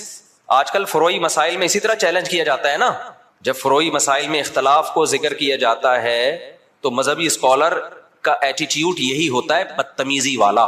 تو صحابہ میں سے جن کا خیال تھا پڑھنی چاہیے پڑھ لی, جن کا خیال تھا نہیں پڑھنی چاہیے نہیں پڑھی. دو مکتب فکر وجود میں آ گئے کہ نہیں آ گئے اس لحاظ سے وقتی طور پہ. اچھا دونوں نے ایک دوسرے کے پیچھے نمازیں بھی نہیں پڑھی, یہ بھی ذہن میں رکھیں. جب وہ پڑھ رہے تھے تو انہوں نے ان کی اقتدا نہیں کی ہے, ان کا خیال تھا یہ غلطی پر ہے. جب ایک جماعت نماز پڑھ رہی تھی تو دوسرے نے یہ ان کے پیچھے نماز نہیں پڑھی, کیونکہ ان کا خیال یہ تھا بھائی نبی کا مقصد, نبی نے حکم دیا نہیں پڑھنی ہے تو ہم کیسے پڑھ لیں. تو وہاں کسی نے فتویٰ نہیں لگایا کہ یہ دونوں ایک دوسرے کے پیچھے نمازیں ہی نہیں پڑھتے, یہ تو ویسے ہی کیا ہیں, گمراہ ہیں. بھائی کیسے پڑھے, ان کی رائے یہ کہ یہ ٹھیک نہیں کر رہے, اس لیے نہیں پڑھی انہوں نے نماز. تو میری اگر رائے یہ ہے کہ یہ والا مکتبہ فکر سنت کے مطابق نماز نہیں پڑھتا, یا ایسے نماز پڑھتا ہے کہ میری رائے کے مطابق وہ شرائط ہی نماز کی پوری نہیں ہوتی, تو میں نہیں پڑھوں گا. آپ مجھے کیوں گن پوائنٹ پہ مجبور کر رہے ہیں کہ پڑھو اس کے پیچھے آپ, فرقواریت کو ختم کرنے کے لیے. اس سے فرقواریت تھوڑی ختم ہوگی. فرقواریت کیسے ختم ہوگی, جو صحابہ کا ایٹیٹیوڈ تھا, جس نے پڑھنی ہے پڑھ لے, نہیں پڑھنی ہے نہیں پڑھے. کسی نے گن رکھ کے دوسرے کو نہ پڑھوانے کی کوشش کی اور نہ چھڑوانے کی کوشش کی. میں سمجھا پا رہا ہوں, خدا کی قسم قدر کر لو ان باتوں کی, قدر کر لو. قدر کر لو ان باتوں کی. یہ جو آج کل نئے نئے اسکالر جراثیم پیدا کر رہے ہیں نا, یہ بہت خطرناک جراثیم ہیں, ان سے تم گمراہ ہو جاؤ گے. پھر کیا ہوا, جب یہ فریق نبی کی خدمت میں پہنچا ہے واپس, نبی کو اطلاع دی گئی کہ ایک نے ایسا کیا, دوسرے نے ایسا کیا, نبی نے کسی کو ملامت بولو نہیں کی. یہاں سے فقہا کو ایک اصول مل گیا قیامت تک کے لیے, بھائی حدیث کی تشریح میں اگر اختلاف ہوگا تو وہ اختلاف برا نہیں ہے. میں سمجھا پا رہا ہوں اپنی بات؟ اگر حدیث کی تشریح میں اختلاف, دیکھو جن صحابہ نے نماز چھوڑی انہوں نے حدیث کے الفاظ لیے, ایسا ہی ہے نا. جنہوں نے نماز پڑھی کیا انہوں نے حدیث نہیں لی؟ انہوں نے لی. انہوں نے حدیث میں تعویل کی, انہوں نے کہا حدیث کا یہ مطلب نہیں ہے. کیوں نہیں ہے بھائی یہ مطلب؟ کیوں نہیں ہے؟ اس لیے کہ قرآن کہہ رہے ہیں اثر کی حفاظت کرنی ہے, تو قرآن کا بھی تو حکم ہے نا, اس کو بھی تو فالو کرنا ہے. اب اگر کوئی ہمارے سامنے حدیث کا ریفرنس پیش کرتا ہے اور ہمارے خلاف جاتا ہے, ہم کہتے ہیں حدیث کا یہ مطلب نہیں ہے, تو 2-2 فٹ توے پر اچھلنے شروع کر دیتا ہے وہ کہ دیکھو نبی کی حدیث آئی, بجائے سینے سے لگانے کے فوراً کہہ رہے ہیں حدیث کا یہ مطلب نہیں ہے. یعنی یہ بتائیں گے ہمیں کیا مطلب ہے. اور بھائی ہم جو مطلب دوسرا بتا رہے ہیں وہ اس لیے بتا رہے ہیں کہ اس کے مقابلے میں دیگر دلائل کو بھی تو دیکھو, قرآن کو بھی تو دیکھو, حدیث متواتر کو بھی تو دیکھو. اس لیے ابن قیم رحمہ اللہ تعالیٰ نے ان صحابہ کی رائے کو زیادہ ترجیح دی ہے جنہوں نے نماز پڑھی ہے. انہوں نے کہا انہوں نے کیا کیا ہے کہ حدیث کا ایسا مفہوم بیان کیا کہ وہ حدیث دیگر حدیثوں سے اور قرآن کی آیتوں سے میچ کر گئی ہے. وہ زیادہ ان کا مذہب ثواب سے سواد والا ثواب یعنی درستگی کے زیادہ قریب تھا. تو یہی امام حنیفہ کا اصول ہے کہ جب بھی کوئی حدیث آتی ہے چاہے صحیح حدیث ہو, وہ قرآن اور احادیث مشہورہ متواترہ پہ پیش کرتے ہیں. اگر اس کے موافق ہے تو ٹھیک ہے, نہیں ہے تو اس میں تعویل کر دیتے ہیں. تو یہ اس حدیث سے ہمیں زندگی بھر کے لیے ایک اصول پتہ چل گیا. بھائی قرآن و سنت میں اگر نیت اللہ رسول کی ماننی ہے, دائیں بائیں جانا مقصد نہیں ہے, اپنی خواہشات کی پیروی مقصود نہیں ہے, تو پھر اگر حدیث کی تشریح میں اختلاف ہوگا تو وہ اختلاف برا نہیں ہے, اور اس کی بیس پہ نہ انسان جہنم میں جاتا ہے بلکہ اس کی بیس پہ ہوتا کیا ہے, نبی کا حکم صحیح حدیث موجود ہے. اذا اجتہد المجتہد, جب کوئی اجتہاد کرتا ہے, مجتہد عام آدمی نہیں, مجتہد اجتہاد کرتا ہے, فإن اخطأ فلہ اجر, غلطی کرے گا پھر بھی اجر ملے گا, وإن اصاب فلہ اجران, درست نتیجے تک پہنچے گا 2 اجر ملیں گے اس کو. ہم کہتے ہیں دونوں صحابہ میں سے ایک نے صحیح کیا دوسرے نے غلط کیا, لیکن جس نے غلط بھی کیا نیت ٹھیک تھی ان کو یہی سمجھ میں آیا تو غلط کے باوجود ان کو اجر ملا, اور جنہوں نے صحیح کیا تو ان کو کتنے اجر ملے؟ بولو 2 اجر ملے. لیکن اتنی بات ثابت ہو گئی کہ نہ انہوں نے ان پہ طعنا تشنیع طنز کیا نہ انہوں نے ان پہ طنز کیا. اب ہوا یہ کہ چاروں اماموں نے جب اجتہاد کیا تو اس کے نتیجے میں بھی یہی ہوا ہے کہ بہت سے مسائل میں آپس میں کیا ہو گیا؟ اتفاق. مثال کے طور پر اس مسئلے میں اتفاق ہو گیا کہ حالت اقامت میں حضر میں 5 نمازیں اپنے ٹائم پہ پڑھی جائیں گی, 2 نمازیں اکٹھی نہیں کی جائیں گی. سفر میں 3 امام اس کے قائل ہوئے کہ 2 اکٹھی کی جائیں گی. امام صاحب نے کہا کی جائیں گی مگر کس طریقے سے؟ قضا کر کے نہیں, بلکہ ظہر کو آپ عصر کے قریب لے کے جائیں گے, پھر پڑھیں گے, پھر عصر کو مقدم کریں گے. انہوں نے حدیثوں میں یہ مفہوم کیوں بیان کیا؟ وہی اصول تھا ان کا, بھائی پہلے کس پہ پیش کرو؟ قرآن پہ. تو قرآن تو ہر نماز سفر ہو یا حضر اپنے ٹائم پہ پڑھنے کا حکم دے رہا ہے آپ کو, تو انہوں نے کہا اس طریقے سے جمع کی جائیں گی. اب کیا ہوا, اسی طرح صدقہ فطر میں اختلاف ہوا. امام ابو حنیفہ نے کہا حدیث میں آتا ہے کہ آٹا دے دو کسی غریب کو, تو اگر کوئی پیسے دے دے تو بھی ٹھیک ہے, مقصد تو پورا ہو گیا. تینوں اماموں نے کہا نہیں بھائی مقصد نہیں, حدیث میں جب آٹا ہے تو ہم کیا دیں گے؟ آٹا ہی دیں گے. لہذا آپ نے سعودی عرب میں دیکھا ہوگا جب وہ عید کے دن فطرانہ دیتے ہیں تو آٹے کی تھیلیاں لے کر آتے ہیں عیدگاہ میں, دیکھا ہوگا نا جو لوگ سعودی عرب میں رہے ہیں. ہمارے یہاں ڈائریکٹ پیسے جمع کرا دیتے ہیں, ایسا ہی ہے کہ نہیں ہے؟ اب کیا ہوا, امام شافعی کی رائے ہوئی کہ بھئی ہاتھ یہاں باندھے جائیں, امام حنیفہ کی رائے ہوئی ہاتھ یہاں باندھے جائیں, امام مالک کی رائے ہوئی کہ ہاتھ چھوڑ دیے جائیں. تو یہ سب چیزیں حدیثوں میں ہمیں ملتی ہیں. امام شافعی کی رائے رکوع میں جاؤ تو ہاتھ اٹھا کے نماز پڑھو, رفع الیدین کرو. امام حنیفہ کی رائے عبداللہ بن مسعود کی صحیح حدیث ہے کہ بھئی صرف تکبیر تحریمہ میں کرو, اس کے علاوہ نہیں کرو, اور اس نماز کو عبداللہ بن مسعود نے نبی کی نماز قرار دیا. تو امام صاحب نے دلائل کے تانے بانے ملا, انہوں نے کہا میری نظر میں یہ آخری نماز ہے نبی کی, اس پہ قرائن ہے ان کے پاس, بہت مضبوط قرائن ہے. اب جب یہ مکاتب فکر بن گئے تو جس نے امام شافعی کو فالو کیا وہ رفع الیدین کر رہا ہے, جس نے امام حنیفہ کو فالو کیا وہ نہیں کر رہا. اب اس میں یہ کہنا کہ وہ حدیث کو مانتا ہے وہ حدیث کا منکر ہے, یہ ہے جہالت. اٹ از کالڈ, یہ اس کا مطلب ہے آپ کو ایک ادھر کے دلائل معلوم ہے ادھر کے معلوم نہیں ہے, یہ آپ کی کھوپڑی میں آ نہیں رہے, اپنی جہالت کو دوسروں پہ آپ تھوپ رہے ہیں. سمجھتا نہیں ہے نا بات. امام صاحب کا جو مذہب ہے رفع الیدین نہ کرنے میں بہت مضبوط مذہب ہے. امام ترمذی امام بخاری کے شاگرد لکھتے ہیں کہ زیادہ تر صحابہ رفع الیدین نہیں کرتے تھے. اس پہ میں کئی دفعہ پیش کر چکا ہوں حوالے, لیکن ابھی یہ ٹاپک نہیں ہے رفع الیدین, ایسا نہ ہو میرا پورا بیان وہ رفع الیدین کے کلپ نکال کے آگ لگا دیں اس میں. دونوں طرف دلائل ہیں. تو امت نے کیا کیا, انہوں نے کہا یہ کام اب ہو چکا ہے, فقہ مرتب ہو گیا, اب جو جس کو فالو کرے. زیادہ تر ہوا ہی ہے کہ جو مکاتب فکر کے لوگ جس علاقے میں اسلام لے کر گئے تو غیر مسلم آٹومیٹیکلی اسی فقہ میں داخل ہو گئے. اب چونکہ ہندوستان میں جو اسلام آیا تو کوفہ اور بصرہ سے آیا ہے. کوفہ بصرہ میں عبداللہ بن مسعود اور علی کے شاگرد رضی اللہ ان کے زیادہ شاگرد تھے, وہ اسلامی خلافت کا ذریعہ تھا. تو وہاں سے اسلام دنیا بھر میں پھیلا, پورا ہندوستان. تو وہ نمازیں بھی وہی والی آ گئیں ساری, بغیر رفع الیدین والی. تراویحیں 20 رکعتیں آ گئیں, سمجھ رہے ہو. ازبکستان میں بھی وہی, ایران میں بھی, افغانستان میں بھی, بنگلہ دیش میں بھی. تو میجورٹی جو تھی وہ وداؤٹ رفع الیدین نماز پڑھنے لگی. اور چونکہ یہ امام حنیفہ کی رائے تھی تو اس مکتبہ فکر کو کیا کہا جانے لگا, بولو حنفی. اب اگر اس کو ہم مسلم کہتے, اس کا مطلب جو رفع الیدین کرنے والے ہیں وہ کیا ہیں, غیر مسلم. تو یہ کوئی عقل کی بات ہوتی؟ یہ میں اس لیے کہہ رہا ہوں, لوگ کہتے ہیں نا ہم نہ حنفی نہ شافی, ہم تو صرف مسلم ہیں. ابے تو پاگل ہے, تو منجن بیچ رہا ہے. بھائی ہم حنفی ہیں, شافعی اور مالکیہ کے مقابلے میں حنفی ہیں. غیر مسلم کے مقابلے میں کوئی حنفی شافعی نہیں ہوتا, اس میں ہم کیا ہیں, اس میں تو مسلم ہیں سارے. تبھی ہم بلا وجہ اپنے آپ کو نہ دیوبندی کہتے ہیں نہ حنفی کہتے ہیں. کبھی دیکھا ہم نے بلا وجہ دیوبندی حنفی خام خواہ کی؟ جب بھی کوئی پوچھے بھائی ہم مسلمان ہیں ماشاءاللہ سب لوگ. جہاں ضرورت پڑتی ہے, جیسے رشتہ لینے کے لیے گئے تو اگلا پوچھے گا تو دیوبندی ہے بریلوی, آپ نے کہا میں مسلم ہوں, علمی کتابی ہوں, تو وہ کہے گا تو کیا ہے بھائی, تو تیجا کرتا ہے کہ نہیں کرتا؟ وہ کہے میں نہیں کرتا, تو بولنا دیوبندی ہوں, پھوٹتا کیوں نہیں منہ سے؟ یا تو دیوبندی ہے یا اہل حدیث ہے, یہ دونوں نہیں کرتے. کیا خیال ہے بھائی, یا تو دیوبندی ہے یا کیا ہے, اہل حدیث ہے؟ کہ نہیں میں کچھ بھی نہیں ہوں. تو کیوں ٹائم ویسٹ کر رہا ہے بھائی تو؟ آپ اس سے پوچھ رہے ہیں لڑکی والوں سے آپ کیا ہیں, وہ کہیں میں ہم مسلم ہیں. او بھائی مسلمان کیا میں ہندو لگ رہا ہوں آپ کو شکل سے؟ آپ تیجا کرتے ہیں, ہاں جی کرتا ہوں. آپ ربیع الاول کو عید مناتے ہیں, ہاں جی. تو بولو منہ سے. ان شارٹ ایسے لوگوں کو کیا کہا جاتا ہے, بریلوی کہا جاتا ہے. فرقواریت تو جب پھیلتی کہ جب ہم بلا ضرورت ان ناموں کو استعمال کر رہے ہوتے خام خواہ میں. جہاں ضرورت نہیں ہے وہاں بھی اپنے نام کے ساتھ بلا وجہ کا حنفی لگایا ہوا ہے, بلا وجہ کا شافی لگایا ہوا ہے, بلا وجہ کا دیوبندی لگایا ہوا ہے, بلا وجہ کا اہل حدیث لگایا ہوا ہے. یہ تو بلا وجہ کا ہے. پھر ہم کہتے ہیں یار بلا جہاں ضرورت ہوگی وہاں یہ نام استعمال کیا جائے گا, جہاں ضرورت نہیں ہے تو وہاں یہ نام استعمال نہیں کیا جائے. اور جس کا کوئی نام ہی نہیں ہے, کہیں بھی منسوب نہیں ہے, اس کا مطلب وہ بالکل فارغ ہے. اس کا مطلب وہ, کیونکہ جتنے بھی مسلمانوں میں فرقے چلے آ رہے ہیں وہ یا تو یہی ناموں سے ہیں, اور حدیث میں آتا ہے جو اہل حق ہے وہ ہمیشہ رہیں گے. تو آپ جب نئی چیز مارکیٹ میں لا رہے ہو تو آپ کبھی بھی اہل حق میں شامل نہیں ہو سکتے.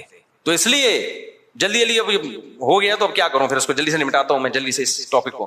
تو یہ جو سنیوں کے 4 مکاتب فکر تھے نا, ان میں وہ اختلاف نہیں ہے جو شیعہ اور سنی کا اختلاف ہے, کیونکہ یہ سب قرآن کو مانتے ہیں, حدیث کو مانتے ہیں, ایک دوسرے کا احترام کرتے ہیں, سب بدعت کے خلاف ہیں. تھوڑے ان میں آگے جا کے اختلاف آتے ہیں. تو اس اختلاف کو ختم کرنا اب پاسبل نہیں ہے, کیونکہ اگر پاسبل ہوتا تو اتنے بڑے بڑے ائمہ اور ان کے شاگرد ختم کر چکے ہوتے. اب امت نے کیا کیا کہ بھائی اب بجائے اس کے کہ وہی بحثیں دوبارہ ہوں, امت کی صلاحیتیں جہاد کے میدانوں میں اور بے حیائی کے خاتمے اور بدعت کے خاتمے میں خرچوں. امت کے علماء صلحاء نے فتویٰ دیا بھائی اب کیونکہ ہماری نظر میں اہل سنت والجماعت وہ حق پرست فرقہ ہے, وہ اہل حق میں سے ہیں, تو سنی جو ہے ہماری نظر میں, کیونکہ حدیث میں جو علامتیں بیان کی گئی ہیں ما انا علیہ و اصحابی, جو میرے اور صحابہ کے طریقے پہ چلے گا. تو شیعہ حضرات چونکہ صحابہ کو نہیں مانتے, تو ہماری رائے یہ کہ بھائی ہم نجات یافتہ فرقہ کس کو سمجھتے ہیں, سنیوں کو. ہاں ہم لڑائی کے قائل نہیں ہیں کہ شیعوں کو جا کے تنگ کرنا شروع کر دیں, کیونکہ آپ کی رائے سے اگر کوئی اختلاف کرتا ہے تو میں نے بتایا 100 دفعہ اختلاف کرے, اس سے پھڈا نہیں ہوتا. پھڈا جب ہوتا ہے جب آپ منہ پہ جا کے کسی کو برا بلا کہنا شروع کر دو, یا ہر وقت بیان میں آپ ان کو برا بلا کہہ رہے ہو. اپنی علمی رائے بیان کر دیں, اس کے بعد کیا ہو جائیں آپ خاموش, جس نے آنا ہوگا آ جائے گا, نہیں آنا ہوگا تو چھوڑو رہنے دو. کیا خیال ہے بھائی؟ فرقواریت جب پیدا ہوگی جب آپ اس کو برا بلا کہیں گے. آپ کہیں بھائی ٹھیک ہے بھائی آپ کی رائے, آپ نہیں عمل کریں, آپ 2 نمازیں اکٹھی پڑھیں, آپ ٹھیک ہے جیسے ہمیشہ سے ہوتا رہے. کہیں بھی لڑائی کی کوشش ہوئی ہے تو علماء نے اس کو ختم کرنے کی کوشش کی ہے. لڑائی بھی ناجائز ہے, اور وہ طریقہ جس سے لڑائی پھیلے, ممبروں پہ نام لے کے مخالفت کرنا, ممبروں پہ نام لے کے برا بلا کہنا. آپ کہ میں تو لڑائی نہیں کر رہا, تو بھائی ذریعہ تو بن رہے ہو نا.